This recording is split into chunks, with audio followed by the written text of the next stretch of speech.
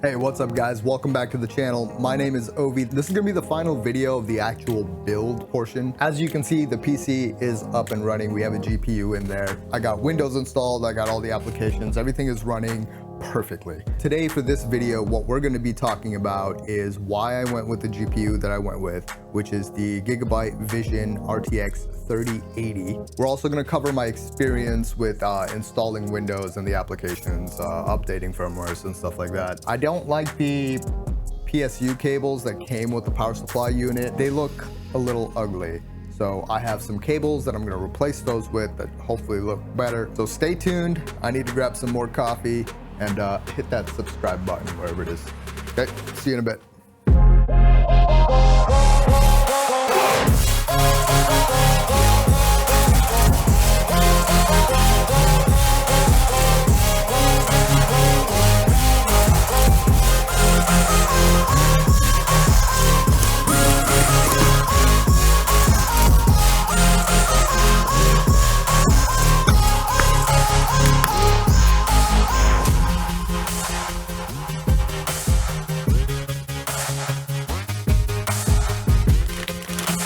Showcase, I guess.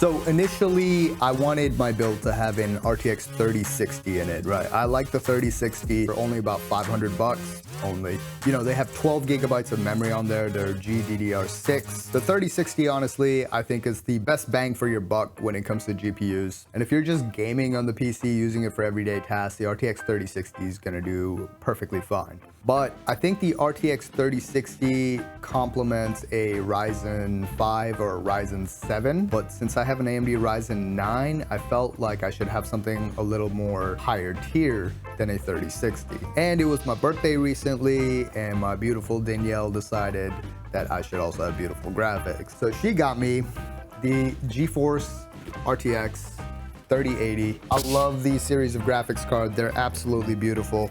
They complement the white build perfectly. And it's RTX 3080. What are you gonna complain about? I didn't want to go with the RTX 3090 because the 3090 price range, like regardless if it has 24 gigabytes of memory in there, the price of one RTX 3090 is the price of my entire build. So that doesn't make sense to me. The RTX 3080 I got off Newegg, $1,000 brand new. The 3080 has 10 gigabytes of memory on there. The memory is faster, right? It's GDDR6X instead of GDDR6. It has faster memory than the RTX 3060. So even if it has 2 gigabytes less, it's gonna utilize this memory faster anyway. So it's better. Really, when you're picking your graphics card, you just wanna go with the highest level that you can afford. We got new graphics card coming out here in a bit. So I also wanted to make sure that I have something that's gonna be able to supply me with good graphics, that's gonna keep up with everything over the next 2 to 3 years before I need to start replacing parts. Speaking of replacing parts, we are changing out the cables on here because these, I don't like how this looks. Actually, let me show you this real quick. So this cable right here, the 24 pin that goes into the supplies power for the motherboard, I don't like how that looks. That looks absolutely terrible. And then this one over here, I don't know which side goes on what, but like that just looks terrible, right? Because it's got the extension part, but you should be using two separate cables rather than daisy chaining this, right? So we're gonna change that out too. So what we're changing it out with, I got this from Amazon. Actually, I forgot what it's called, so let's open it and find out. It's easy, do it yourself, FB, Fab, whatever. Who comes up with these names? I need a knife. There we go. These are all white, so even the plastic portions on it are white. Oh yeah, look at that. So this is gonna be my 24-pin cable. Good. And these are all of our other cables. Good. All right.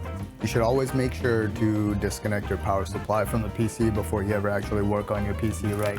When I was installing everything, I put the GPU in. I was under the expectations that something was gonna go wrong. I missed something somewhere because this was my first PC build where I actually build everything from the ground up. I expected something to go wrong. Figured I would need to do like a motherboard BIOS flashback off a USB stick. I didn't think it would be compatible with the Ryzen 9 without a firmware update, but the first time I booted it up, it started up right away and I was shocked. So pretty much I plugged everything in correctly, so that was good. And then the installation process was way faster than I thought. I had a bootable version of Windows put on a little USB stick. When I started it up, I went into the BIOS. I checked my RAM sticks to see what speed they were running at, and they were running at 3200 without having to enable XMP. Oh, what am I doing here? Okay, yeah. So we're changing out some things. I'm just gonna unplug this guy right here. Oh boy, come on. There we go. I'm gonna put these on here real quick. I did not realize this was gonna be like a tedious little process here. There's gotta be a quicker way to do this. Ovid, always looking for shortcuts. That's what my dad always used to say. But I say, if you have a more efficient way of doing something, why would you not? See? Why would you go one by one? I got them all in there, all at once. Yeah, that's how it's done. Yeah, definitely do this outside of the case, because I don't know how I would have done this with this inside the case. That would have been a nightmare. So the whole reason I made this PC was to, well, there's two reasons really. One was to replace my Xbox for gaming, because you try playing Call of Duty on Xbox, it's terrible. So just getting a better gameplay experience, that was one of them. And two, you know, I'm getting better and better at using, you know, Blender and Fusion 360 to design stuff, and I found that my Mac struggles to kind of keep up, and it's actually my computer is bottlenecking me and my creativity. So I needed something that would be faster so that I could work faster and operate faster, and this PC definitely does that. Gaming wise, my monitor does 1080 at 144 hertz. I've been playing Cyberpunk on here, and I have everything on max. I have ray tracing put on max. I think the GPU goes up to maybe 80% usage. Pretty wild. It doesn't even break a sweat. The fans, they're so quiet. They're whisper quiet. Even running Cyberpunk for like hours, nothing. You can't hear the fans. Running Fusion 360 on here, can't really tell too much of a difference between when it was running on my Mac versus running on a PC. Where it does come into play is really for Blender. When you're using the Cycles engine to render things out, I can actually, you know, move around my viewport. It just continues to render while you're, you know, moving around and stuff. Whereas on the Mac, trying to move the plane and rotate your image and stuff like that, and where your camera is, it's just a lag, it drops frames, and it's not a very good experience, and it really slows you down when you're trying to build something. To see anything or to make little changes, it's just very difficult. It kind of makes you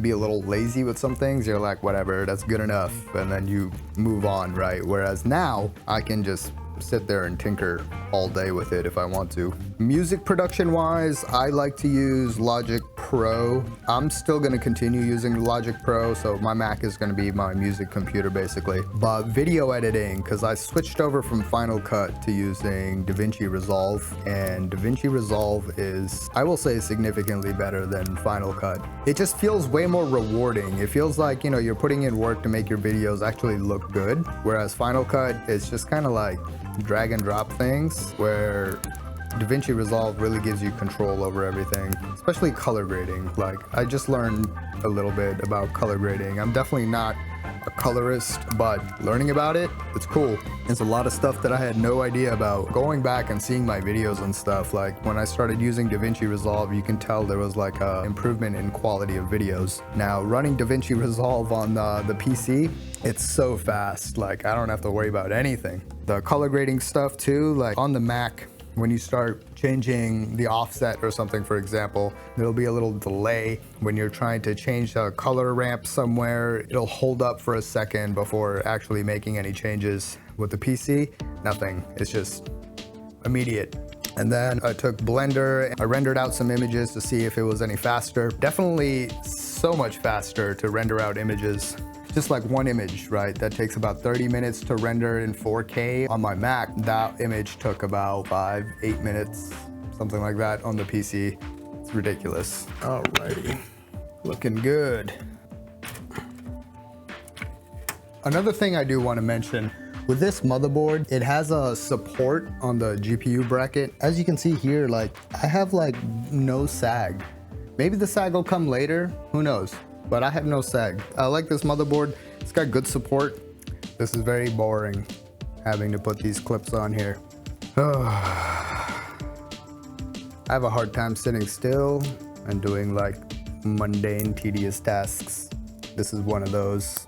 The funny thing is, like, this is completely unnecessary. It works completely fine. This is just for aesthetics. This is just for looks, which I normally don't do things just for looks, but trying out something new, you know, with these builds.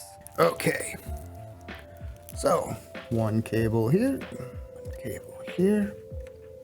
Somebody commented that you can get the support brackets for the pump for your CPU, because these things tend to slide around with the two connectors for the standard AM4 that it comes with, but like this does not, it doesn't move. It doesn't move at all.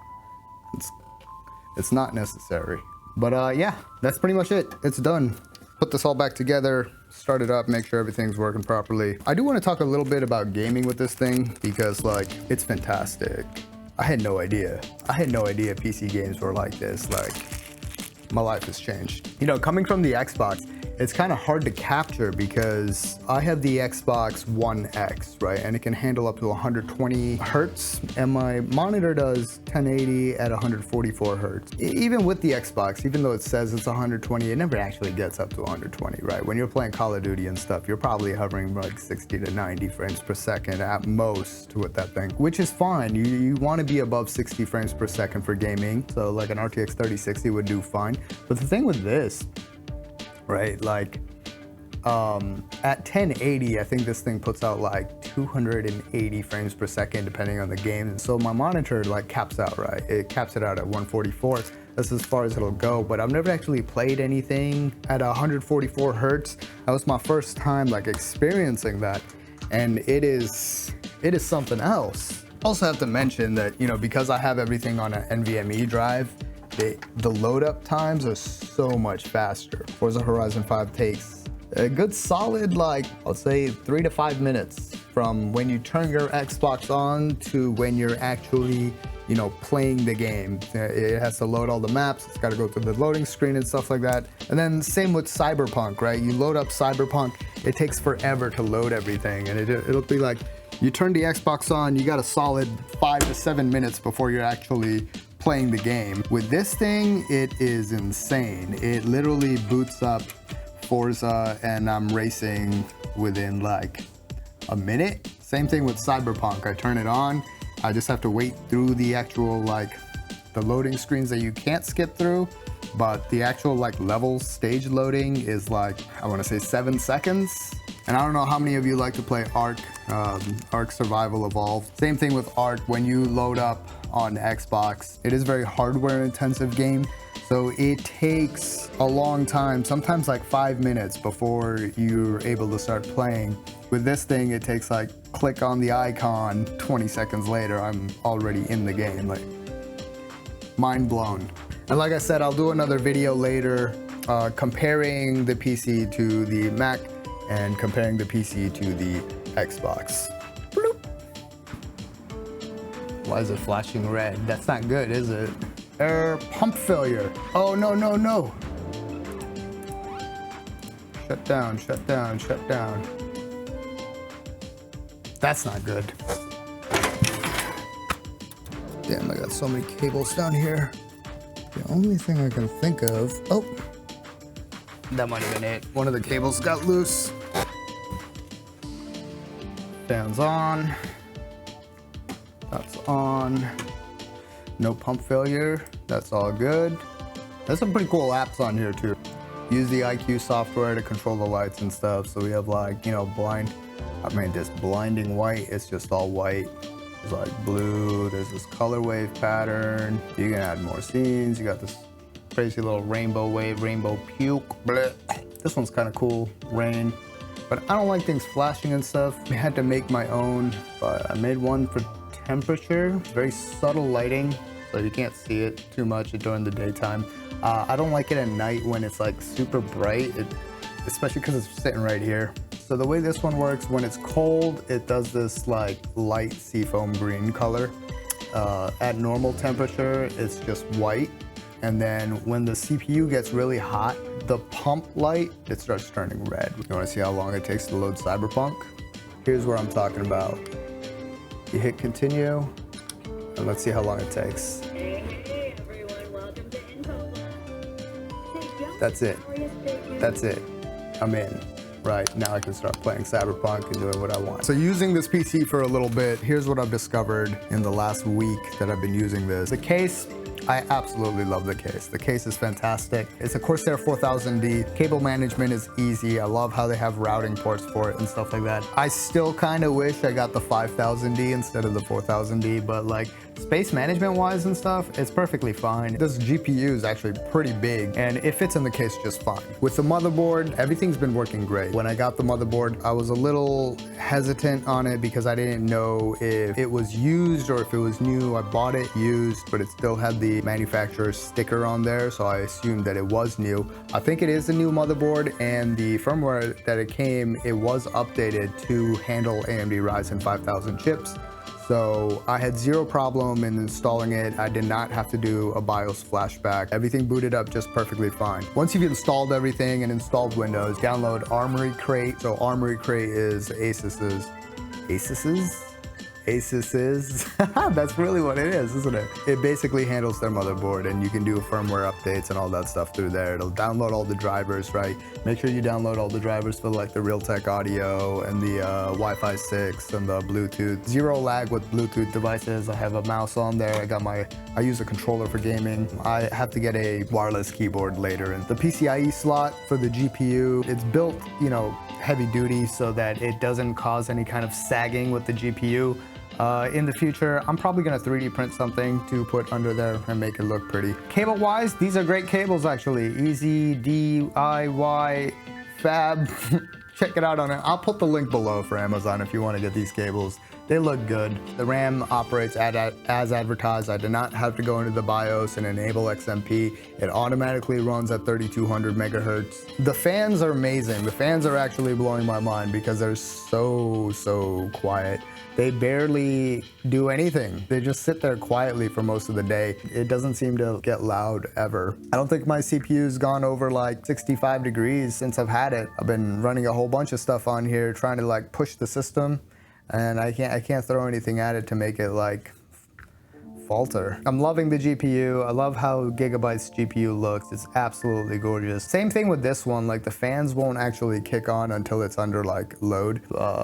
I can't remember what, I think it was like 30 or 35% before the fans kick on. The thing is whisper quiet, and even when the fans do kick on, you know, this thing is brand new. There's no dust and stuff in there to make it louder. For now, everything just runs smooth, runs quiet. Thought I was gonna run into some hiccups when I was gonna install everything, and I had zero problems. Like it literally installed everything while I was taking a piss. Like in 3 minutes, I was gone. I came back 3 minutes later. Everything is up and running. One problem that I have been getting, you have to download the Gigabyte Aorus stuff. They need RGB 2.0 whatever to control the actual RGB on here, which is just the Gigabyte logo, right? It's not a lot. But the one thing that I keep getting is it keeps telling me to update the firmware, and when I update the firmware, it restarts, and then it just tells me to update the firmware again. So I don't really know what's going on with that. It seems to be working fine, so I've just been ignoring it, but if somebody knows something that I don't, please tell me. And yeah, that's pretty much it. I'll make some more videos next week. I might take a break from the PC videos. I think I want to do some guitar stuff because it's been a while since I've done a guitar video and I miss it. I hope you guys enjoyed the series, and if you did, please subscribe. Let me know if there's things that you want to see, you know?